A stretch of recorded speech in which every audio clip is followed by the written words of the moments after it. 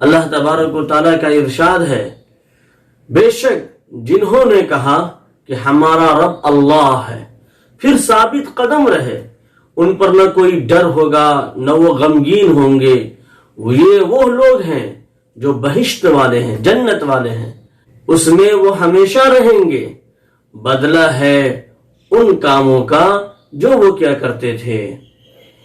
ان آیات میں استقامت کا دینی اور اخروی نتیجہ بیان کیا گیا ہے کہ اللہ تعالی ہم سب کو دین پر استقامت عطا فرمائے تاکہ ہم ان خوشخبریوں کا مصداق بن سکیں جو آیت کے اندر بیان کی گئی ہے۔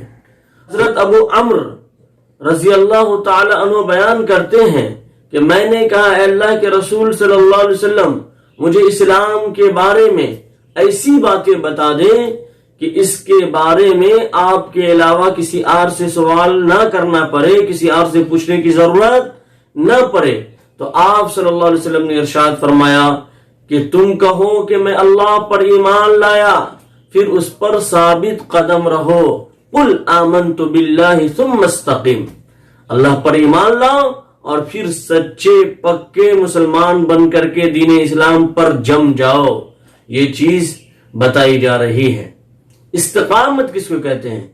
استقامت کا مطلب ہے اسلام کے اوامر و نواہی پر نہایت ثابت قدمی سے عمل کرنا، نیز احکام و فرائض، سنن و مستحبات کو بجا لانا، اور محرمات جس کو اللہ تعالیٰ نے حرام قرار دیا ہے اس سے بچنا، اجتناب کرنا۔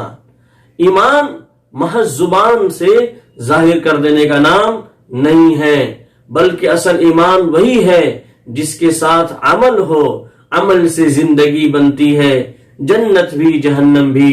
یہ خاکی اپنے فطرت پہ نہ نوری ہے نہ ناری ہے، اور زندگی بے عمل ہو تو جذبات سے کیا ہوتا ہے، زمین بنجر ہو تو برسات سے کیا ہوتا ہے۔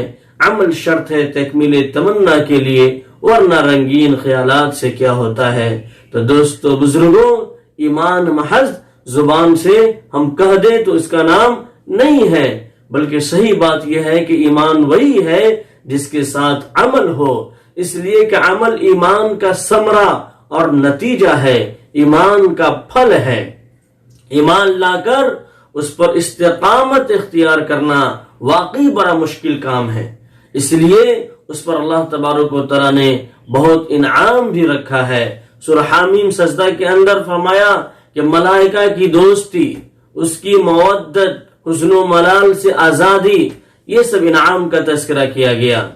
وعن ابی ہریرہ رضی اللہ تعالی عنہ قال قال رسول اللہ صلی اللہ علیہ وسلم قاربوا وسددوا واعلموا انه لن ينجو احد منكم بعمله قالوا ولا انت يا رسول الله قال ولا انا الا ان يتغمدني الله برحمة منه وفضل رواہ مسلم۔